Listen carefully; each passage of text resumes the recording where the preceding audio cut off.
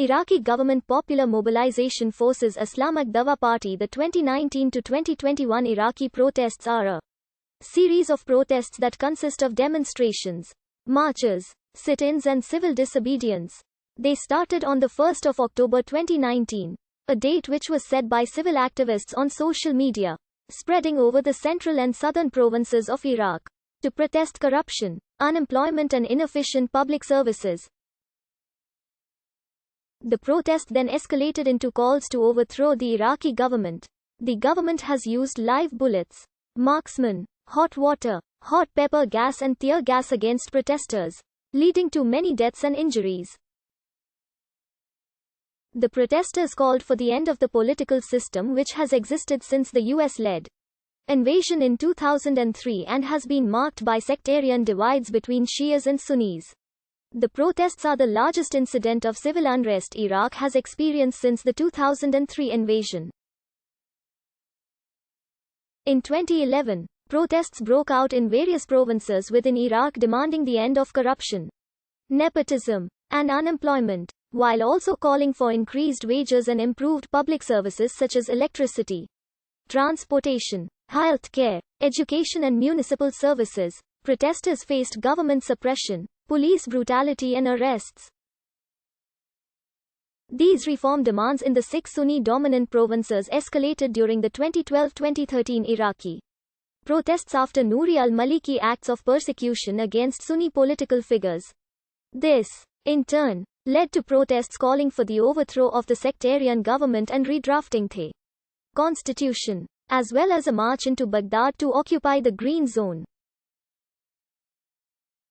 These protests were faced with even more government suppression, leading to clashes between security forces and local tribesmen who had alleged support from Ba'ath Party loyalists, after reports of the Sunni factions, which were part of the Iraqi insurgency against the American occupation, unifying their powers and taking control over Al-Anbar Governorate. The government launched the 2013 Anbar campaign. By July 2014, these factions which merged with ISIL had occupied most of Al-Anbar, Nineveh, Salah ad-Din, Kirkuk and Diyala, which started the Iraqi civil war. The U.S. Secretary of State pledged intense support to the Iraqi government while imploring the government to rise above sectarian motivations, but according to senior officials in the Department of Defense, the U.S. was refraining from giving weapons to the Iraqi military because of lack of confidence in Iraqi troops, while veteran U.S. journalists familiar with the situation claimed that Iraqi Prime Minister Nouri al-Maliki is not the answer and should step down. Fueled by the lack of progress of Haider al-Abadi's government and state corruption, the leader of the Sadrist movement, Muqtada al-Sadr, called for a sit-in within the Green Zone in Baghdad to force the government to find serious solutions for corruption. On the 30th of April 2016, thousands of al-Sadr's followers breached the barricades of the Green Zone and stormed into governmental buildings, including the Iraqi parliament, chasing representatives out of the Green Zone before retreating the day after by the call of al-Sadr. Another demonstration broke out in Basra and nearby cities in July 2018 due to deteriorating public utilities, water contamination and lack of electricity, and continued for a few months.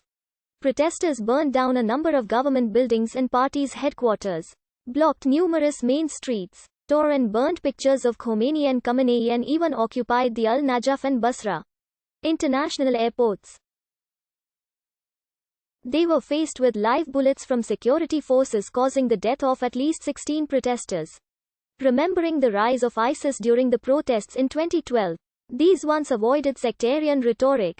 Initially, Americans had not seemed to be the focus of the anger, although a 2019 poll found that only 22% of Iraqis had a favorable opinion of the United States, while 16% had a favorable opinion of Iran. However, this preliminary assumption clearly turned out to be wrong when, after a few months, hundreds of thousands rallied to oppose the U.S. presence in the country.